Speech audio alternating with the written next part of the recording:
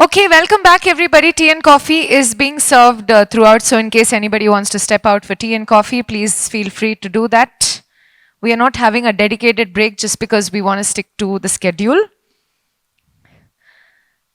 So there's a small switch in the schedule. We are doing um, the next topic is resilience and consistency in a competitive world. This is a fireside chat between Shrikant Srinivasan, who's Vice President and Head Membership and Outreach NASCOM, and Pankaj Advani, 25-time World Billiards and Snooker Champion. Ladies and gentlemen, as we all know, Pankaj Advani is the only player in the world to win world titles in all formats of both billiards and snooker. He has the highest number of IBSF World Championships in billiards and snooker. He started playing billiards and snooker at the age of 10, lovingly known by his fans as India's golden boy and Prince of India. Please join us. Welcome Pankaj Advani, along with Mr. Shrikant Srinivasan. It's a pleasure to have you here with us, Pankaj. Thank you for joining us.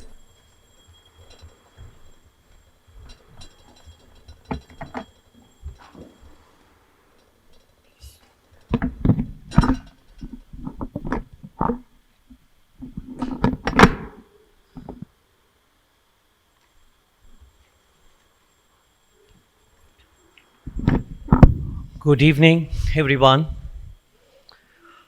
I think as we kind of come towards the later part of the day of day one at NASTech, I think this is one of the most awaited sessions, and we have, as Usha just said, the one and only Pankaj Advani with us, amidst us. And incidentally, I think the session is also very aptly titled "Resilience and Consistency in a Competitive World." And I think all that we heard about Pankaj kind of resonates with both resilience and consistency. 25 times world champion, the only player to play two sports there, the billiards and snooker, somebody who's excelled in two different forms of the game, the time format and the point format, multiple things there.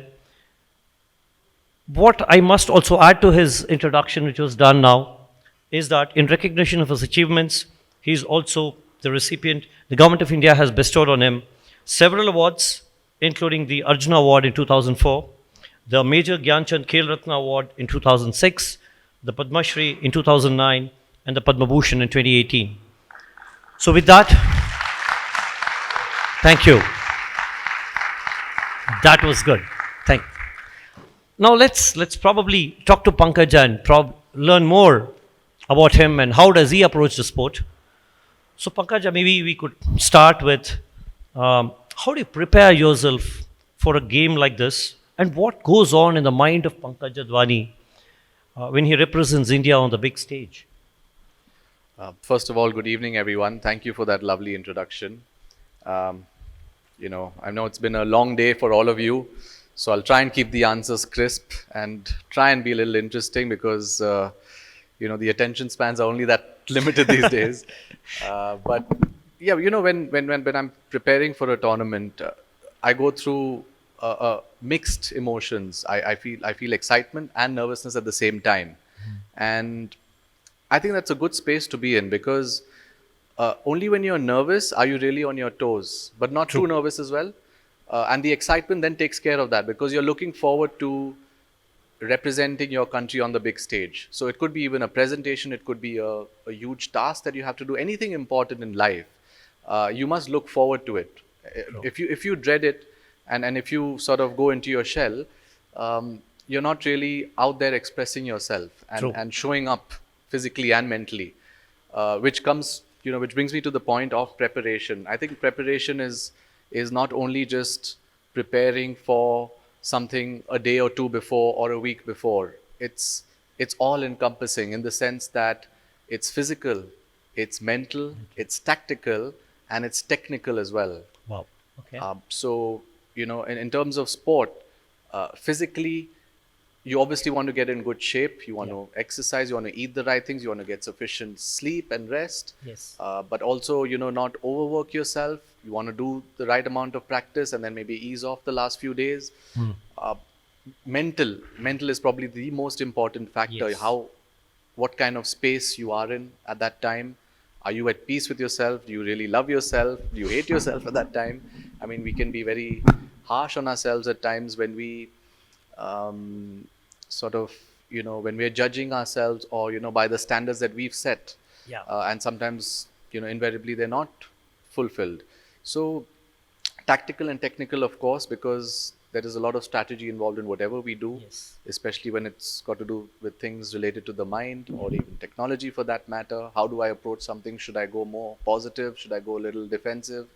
What kind of a day I'm having at the office? It all depends. You have to read the signs, when you approach. For us, it's in a game. I know from the first 3 or 4 shots whether I'm actually striking the ball well. If I am, I'll be more positive. If I'm not, I probably will be a little more patient, wait for a better chance, Absolutely. and then, yes, go for it. True. And technical, of course, is your skill sets, Yeah. your technique, what you've learned over the years, the people you are trained by, all of that as well goes into preparation. So I look at preparation from a very holistic point of view. I think when you prepare, taking into account a combination of all these factors, and when they come together, that's when you're fully prepared. Absolutely. No, can't agree more. I think preparation, as they say, right, you have to plan. I mean, you have to plan well to prepare well, and then only you can be successful. Very true, very true.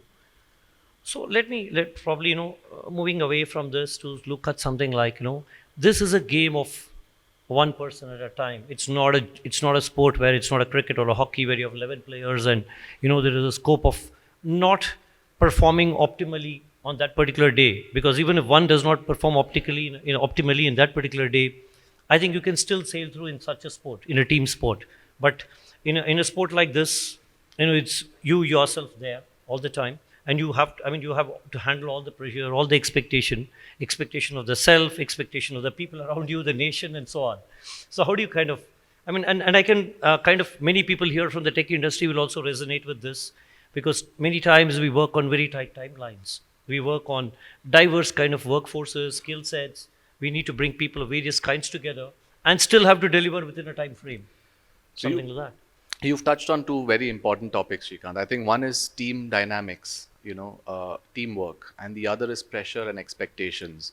I think I'd like to address them individually, Sure. one by one. Sure. Although I play a sport that's highly, it's an individual sport in nature, in the sense that, also I'm sure, I would just want to know, for our knowledge, how many of you follow sports, different kinds of sports? Can I see a, oh, that's nice. Lovely.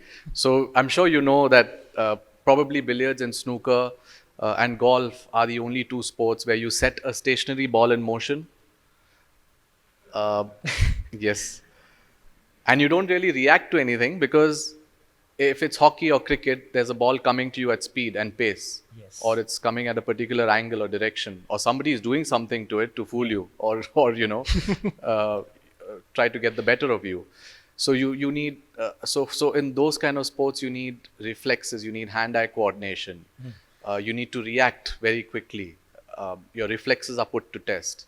In a sport like ours, in contrast, you have to still your mind, still your body, and only when the right thoughts cross your mind and you're ready to aim, then you strike the ball. So you can go through a gamut of emotions before you actually play one shot. True. And it can be very, very difficult.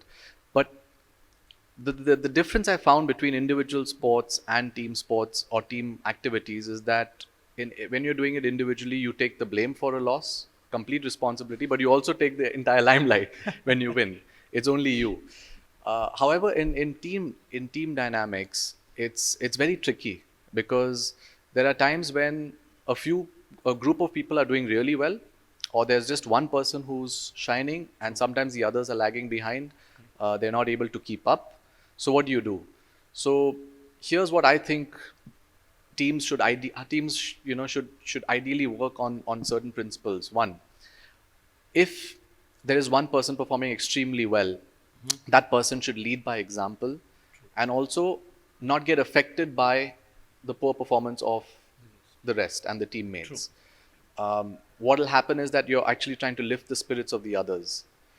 At the same time, the ones who are not doing well, have to now look up to inspiration. And even that there are times that you cannot perform at your best. You're not productive 100%. None of us are. We're all human beings, and we have to accept that fact. In sport, when I go out to play, I don't ever think that I'm going to win every single match. I go out there with positive and with all the confidence that I can, but I know it's not possible to win every single match.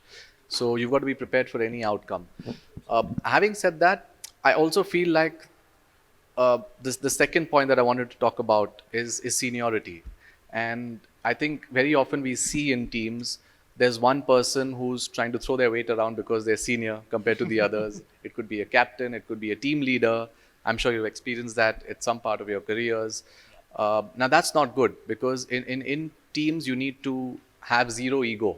You all work together for a common cause. You pool in your talents together and skills together for a common cause. So there has to be no seniority, no, and then my third point, one-upmanship. There are times people want to shine, they want to take the entire limelight and leave the rest of the team high and dry. That's not going to work. Absolutely. So that's what team dynamics is, and that's from my limited understanding of playing just a few team championships, because predominantly billiards and snooker is an individual sport, but we've also won titles in team events at the world and Asian level, and that's why this is what I would like to share from my experience. But more importantly, I think it's about handling pressure. Pressure is most of the time self-inflicted. Okay. And we put pressure on ourselves mainly because of external factors, things that are not in our control. Sometimes it's so simple to just approach a particular activity or in an event, or even a championship in my case for that matter, or a big presentation or something that requires you to deal with different kinds of pressure, but break it down to what can I do that's in my control to the best of my ability. Can I do that? Can I handle what I can handle best, instead of worrying about everything and everyone around me? And I think most of the pressure stems from those factors.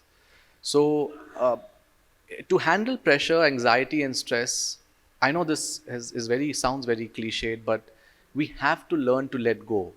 Yes. And let go of a lot of baggage that probably is from the past, because that sometimes even shapes our future and our present. So I keep it very simple for everybody. Let go, let grow. Wow. Okay. Nice.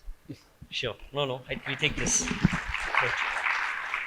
No, I think you said it so well, right? I mean, there's no one-upmanship. Even in a team, even if somebody's supposed to be the lead, it's always like, all are equals, but one is first among equals. But eventually, the equals should kind of prevail over the rest. Absolutely. Tell me, I think you've kind of been the champion so many times. You've kind of won across so many formats. What could be those key? I'm sure there are one or two key motivating factors that kind of consistently make you excel, right? I mean, something that makes you stand out every time, and those are the reasons why you are Pankaj Advani. So, what are those factors in your opinion? I really love what I do. Okay. It's very easy for anyone to say, that I do what I love. But when you start loving what you do on a daily basis, day after day, week after week, year after year, it brings about a different level of joy. True. And I think that's what job satisfaction is all about, really. But I also look at myself as an artist. I've always wanted to shine on the big stage. And not to prove to other people, but to prove to myself, yes, that I can win this championship. Yes, I can do my best. I can improve daily.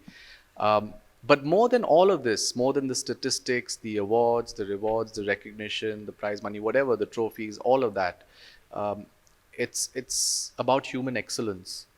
And when you reach a stage where you just want to excel in what you do, I think that's the purest way of approaching something.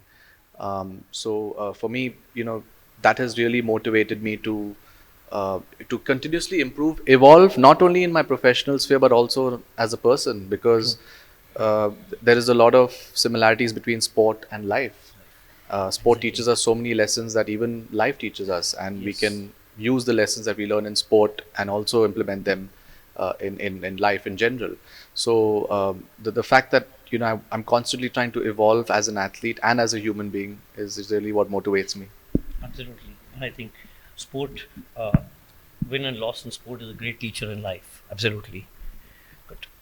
So, we also talked about you playing two sport, billiards and snooker. They are linked. They're kind of very similar. You also spoke about a particular format which you said typically interests audience. You talked about the time format, the point format. Some of us are familiar, some of us aren't. But you also talked about how a particular format kind of pushes, encourages both the sportsman and the audience. So if what would be your take on this? How do you want to kind of take this? We live in times where people want quick, unpredictable results. They want drama. They don't want to see, for example, take cricket. 5-day test matches. Yes, connoisseurs of the sport, the purists would follow a 5-day game. But if you want to attract newer audiences or the younger lot, you have to sort of reinvent and change the formats, to tweak them to generate more interest amongst the younger people, the so-called millennials and the next gen. Unfortunately, I don't know if I'm part of that. I'm 37 now. I don't know if I qualify there. But to actually cater to everybody's needs. So it's different strokes for different folks. Yeah. Some people love watching the traditional format. Some people love watching the shorter games now. Yeah. Likewise in billiards and snooker. Traditionally, I remember playing World Championship finals, which lasted for 6 hours. Cut to recently when I won my 25th in October, the final lasted for only 1.5 hours, which was a much shorter format.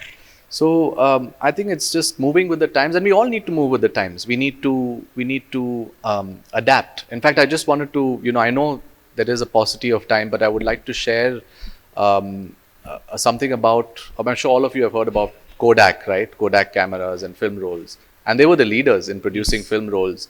They made film rolls and, used to go click photos, put them in the camera and then take it to the shop, and you get 24 or 36 photos from them. And after a point, somebody came up to the owner and said, listen, you're going to be redundant in a while because technology is evolving, things are changing, it's going digital. And then came digital cameras soon after. But what the owner said was rubbish. They're still going to come to us with the film rolls, and they're going to need us, and he thought that it was permanent. But what they didn't do, what they failed to do is adapt to the requirements, to the growing requirements of the business. And today, I don't know if you're aware, I saw a picture on social media, Kodak is into clothing and apparel, something they have very little clue of. Yes. So if we don't adapt to the changing times, then I'm sorry to say we'll be left behind. Absolutely. I think we'll get dinosaured, probably. Absolutely true. So guys, we move on. Maybe I think you touched very important pieces of planning. You talked about adaptability. And as you rightly said earlier, we all experience success, failure in various forms of life, work, professional, whatever, right?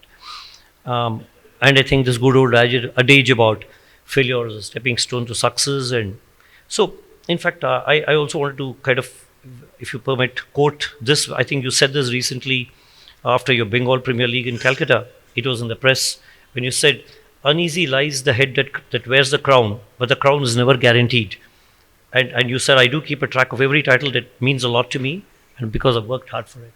So I think taking a cue from there, how does self-motivation work for you in circumstances like these, when there are both successes and failures? Nobody shows up and goes to a major championship to lose. Everybody wants to win. Everybody wants to get a positive result in whatever they do, in life, in their professional sphere, wherever it is. Take sport, for example. There are 128 players participating in a competition. There's only one person who wins the trophy. Absolutely. The remaining 127 players are going through phases of introspection, reflection, self-doubt, dejection, absolutely, wondering and trying to figure out where they went wrong and all of that stuff. Absolutely. And then you have the winner on the other hand, who's posing with the trophy, who's collecting the cash prize, who's probably going out and celebrating. But let me tell you that the winner does not introspect, because there's very little time to say, oh, I won the championship. Actually should be celebrating, but I also did this wrong. So the the winner actually doesn't learn much. But what about those 127 others? They have learned their lessons, or they're in the process of figuring things out, trying to get better at what they do. Now that's how we have to look at success and failure. If we believe that, if we're successful and we believe that, oh, we're the best, and we get ahead of ourselves, then it's gone to our head. When we lose and we fail, we beat ourselves up and we're too harsh on ourselves, then we're just going to get into a rut and we're not going to be able to come out of it for a long time. So, in short, neither success nor failure defines you, and neither success nor failure is final. Neither the end of the road. It's neither the end of it. We lie somewhere in between these two extremes. Absolutely. No, can't agree more. In fact, I mean, the point it probably touched upon is also today, if you look at largely the young gen, it's for them, it's all about winning all the time. It's about instant gratification. How do I kind of quickly, get the gate fast, right? And they do not kind of focus on that whole thing of patience, perseverance, how much more, practice well and wait for time to get this success.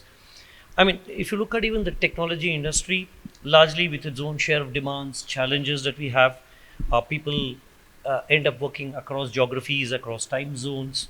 A lot of these challenges are there for the younger generation of the country and the industry. And if I can relate this to people like you, extensive travel, your adaptability to multiple environments, quick adaptability. You travel, you get out to the tournament next morning, next evening, climate change, food change. So, without compromising on your practice and rigor, because that's kind of given, right? How do you, and then you bring a lot of discipline to ensure success needs to continue. Given all this, what will be your message to the younger growing generation? Firstly, I think discipline is the need of the hour.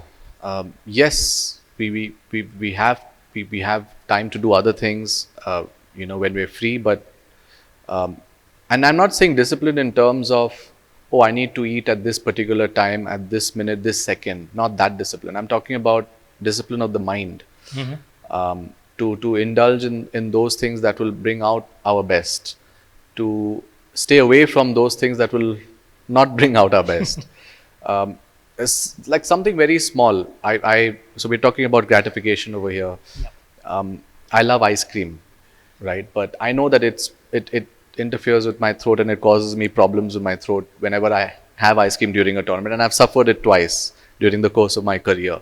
So now I refrain from it, and only when I go out and win a tournament, I come back and I treat myself to an ice cream. I don't have it before. So that's delayed gratification in a very simplistic manner. We live in a world of instant gratification, and it was strange that when we were preparing our questions and this particular fireside chat, preparing for it, I just came across a reel on Instagram. I'm sure most of you check Instagram and the reels, and now today you just swipe and you see people talking about different topics in life. And there was this man who said that slowly is the fastest way to get to where you want to be. Now, take time to let that sink in, because we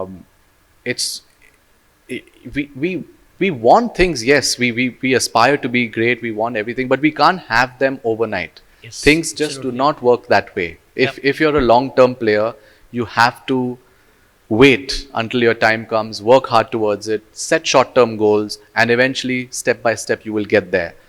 I would also like to talk about a very interesting test that was done, the marshmallow test, by a professor in Stanford University in the 1970s. Okay. They took a few kids, actually this professor took a few kids in a classroom and placed one marshmallow in front of each kid and said, I'll come back in a few minutes. If you've not had that one marshmallow, I'll get you an extra one. But if you've had it, you're not going to get that second one. After a while, there were some kids who gave in to the temptation, instant gratification, had the marshmallow. Some of the kids did not have it and waited. And they tracked their results later on in life, their SAT scores, their marks, their jobs, their placements.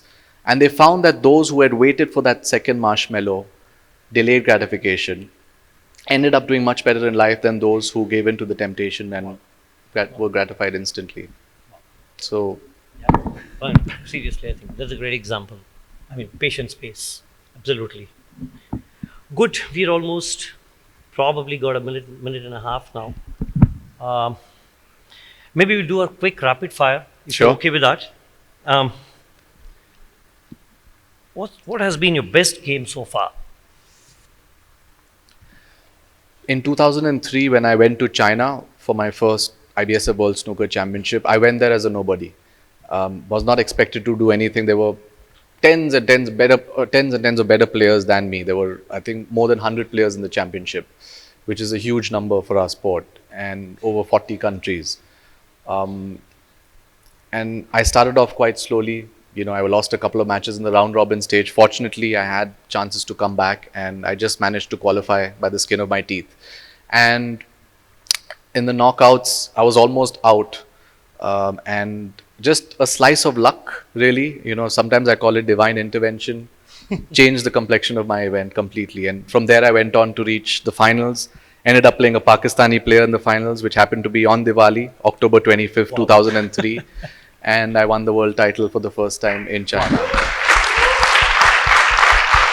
Wow, that's nice.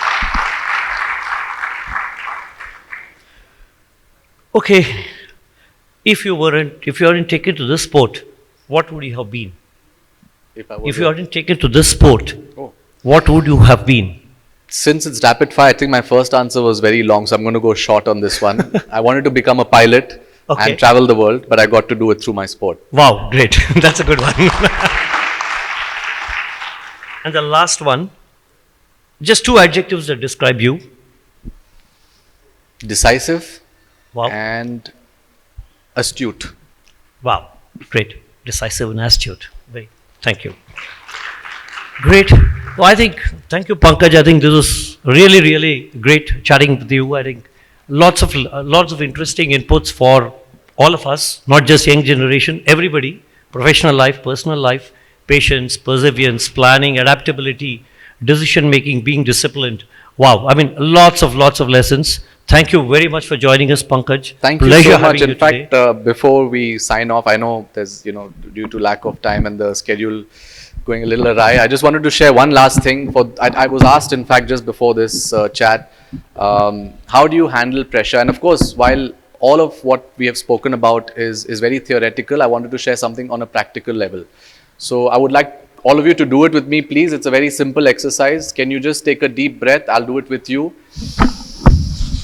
And say let. And breathe out. And say go. That's it. As simple as that. Thank you. Wow, that's fabulous. Thank you very much. Thank you. Thank you so much, Pankaj. We have a gift for you from NASCOM. I'll request Mr. Shrikant to please do the honors.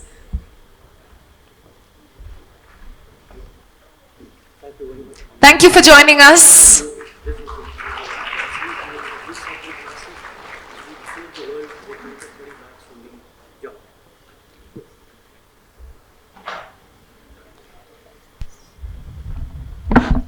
It's been an absolute pleasure to listen to Pankaj Advani, isn't it? Let's hear that for him, ladies and gentlemen.